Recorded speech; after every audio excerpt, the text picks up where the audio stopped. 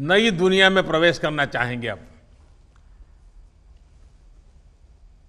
Fitness की दुनिया के अलग लोग यहाँ आए, लेकिन फिटनेस का एक अलग लेवल भी होता है।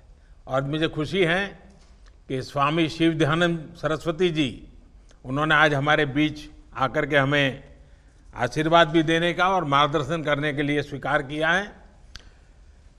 आईआईटी दिल्ली से इंजीनियरिंग और एमआईटी से मास्टर करने के बाद आपने ये मार्ग चुना है। लोगों को जरूर आश्चर्य भी होता होगा, आदर का भाव भी आता होगा, और मुझे पक्का विश्वास है कि आपके संबंध में लोगों की जिज्ञासा भी बढ़ती होगी।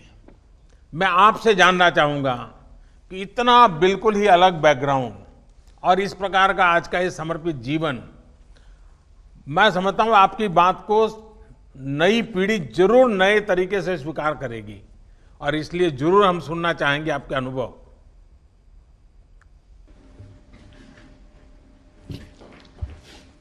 हरिओम तत्सत। हरिओम तत्सत।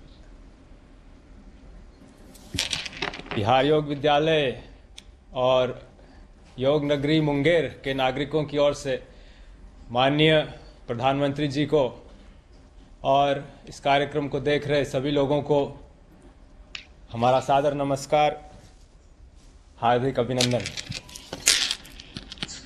आपने जो प्रश्न किया माननीय प्रधानमंत्री जी, उसका उत्तर भी आप एक रूप से दे ही चुके हैं। सर्वजन हिताय और सर्वजन सुखाय का जो मंत्र आपने अपने जीवन का हम लोगों के सामने रखा है, वही एक प्रेरक, वही एक प्रोत्साहक का कार्य करता है और जीवन में समर्पण का एक क्षण लाता है। अपने बारे में कुछ ज़्यादा कहना तो संकोचजनक होगा। मैं यहाँ केवल अपनी गुरु परंपरा के महान विभूतियों का उल्लेख करना चाहूँगा। उनके जीवन का उल्लेख करूँगा तो मेरे जीवन की बात भी अपने आप ही स्पष्ट हो जाएगी। हमारी गुरु परंपरा प्रारंभ होती है ऋषिकेश के स्वामी शिवानंद जी महाराज से।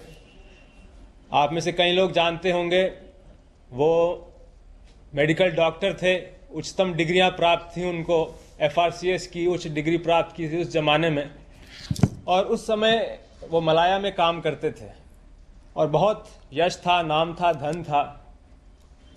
लेकिन एक क्षण आया उनके जीवन में जब इस सर्वजन हिताय सर्वजन सुखाय की भावना से प्रेरित होकर मलाया से हिमालय आ गए, दिव्य जीवन संघ की स्थापना की। हमारे परम गुरु जो उनके शिष्य हुए स्वामी सत्यानंद सरस्वती जी, जिन्होंने बिहार योग विद्यालय की स्थापना की थी, वो अल्मोड़ा के रहने वाले थे, कुमाऊं के एक संपन्न जमींदार के पुत्र थे। सैकड़ों एकड़ जमीन थी। 19 बरस की आयु में सब छोड़ के अपने गुरु चरणों में आए और संन्यास्त होकर अपने गुरु आदेश का पालन करते हुए उन्होंने बिहार योग विद्यालय की स्थापना की। उनका गुरु आदेश यही था कि योग को नगर नगर डगर डगर फैलाना है, योग को प्रतिष्ठित करना है, और यही काम स्वामी सत्यानंद जी ने किया। और अंत में हम अपने गुरुदेव स्वामी निरंजनानंद जी की बात करना चाहेंगे। 4 वर्ष की आयु में वो अपने गुरु के पास रहने के लिए आ गए। 4 वर्ष की आयु, जिस समय बच्चे खिलौनों से खेल रहे होते हैं, उन्होंने सब कुछ छोड़ के अपना जीवन समर्पित किया अपने गुरु के काम के लिए, गुरु के मिशन के लिए। ऐसी महान हस्तियों के सामने तो हम किस खेत की मूली हैं। इतना ही कहेंगे कि उन्हीं की प्रेरणा, उन्हीं की शिक्षा को अपने सामने रखते हुए उनके पद चिन्हों पर चलने का एक छोटा सा प्रयास है। योग के माध्यम से जनमानस में हम जितना उत्थान ला सकें, जितनी एक सजगता ला सकें, जिससे लोग अपने जीवन को उत्तम, श्रेष्ठ, योगमय और सुंदर बना सकें, यही एक भाव है जो हमें प्रेरित करता है। स्वामी जी, आपने पुरातन शास्त्र परंपरा और आधुनिक विज्ञान, आप टेक्नोलॉजी से जुड़े इंसान हैं, बड़ा अद्भुत संयोग किया है। आपने आश्रम का एनवायरनमेंट और उसको एकदम से इंस्टीट्यूशनल लर्निंग, यानी एक अद्भुत कॉम्बिनेशन आपने आधुनिक भारत के लिए दिया है। मैं जरूर समझना चाहूँगा कि इतना बढ़िया कॉम्बिनेशन जो आने वाले दिनों में लोगों का ध्यान जरूर उस पर जाएगा, इसके पीछे की थोड़ी कल्पना मैं सुनना चाहूँगा। इसके पीछे की जो विचारधारा है, जो हमको प्रेरित करती है, वो हमारे सभ्यता और संस्कृति की प्राचीन गुरुकुल पद्धति है। गुरुकुल में छोटी उम्र से ही बच्चे आके रहते थे, वहीं गुरु के साथ रहते थे, तो पूरा एक आवासीय माहौल बनता था जिसमें न केवल बौद्धिक शिक्षा प्राप्त होती थी, मुख्य चीज थी कि वो अनुभवात्मक रहती थी। जो चीजें केवल सिद्धांत के तौर पर कही जाती थी, अब वो जीवन में उतरने का एक मौका मिलता था। तो हमारे आश्रम में भी यही एक शिक्षण की पद्धति है।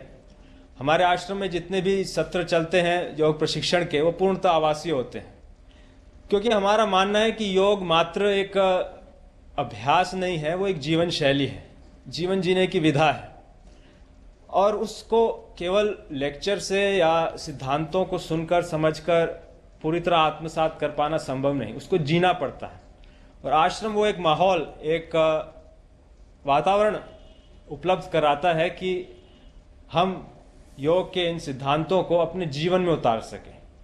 तो वो जो अनुभवात्मक प्रशिक्षण है, वो हमने खुद अपने जीवन में देखा है। और अपने जो जितने भी विद्यार्थी आते हैं, शुरू में भले ही उनको थोड़ा सा अजीब लगता हो, क्योंकि सब काम स्वयं करते हैं, आश्रम में कहीं कोई सेवक नौकर नहीं, एक स्वावलंबन की भावना आती है। हम देखते हैं लड़के लड़कियां आते हैं, कभी अपना कपड़ा साफ नहीं किया, कभी बर्तन साफ नहीं किए, आश्रम में आके हर चीज़ स्वयं करनी पड़ती है। शुरू में अजीब लगता है, लेकिन जिस समय वो जाते हैं, कह के जाते हैं कि इस अनुभव ने हमारे जीवन में एक बहुत बड़ा सकारात्मक परिवर्तन लाया है। तो ये हमारे प्रशिक्षण की विशेषता है। स्वामी जी, जो बात सबसे इंटरेस्टिंग लगती है वो है आज के समय के हिसाब से योग को ढालना। जिस तरह से समय बदला है, लोगों की लाइफस्टाइल बदली है, आपने योग को उन जीवन शैली के साथ बहुत बहुत कुशलता से उसको फिट किया है। यानी जो आजकल के जो कॉमन प्रॉब्लम है, वो लोग कहते हैं टाइम नहीं है, टिकना नहीं, फलाना है, नहीं है, लेकिन उसमें भी आपने कुछ ना कुछ रास्ता खोजा है। अगर वो भी थोड़ा देशवासियों को आप गाइड करेंगे।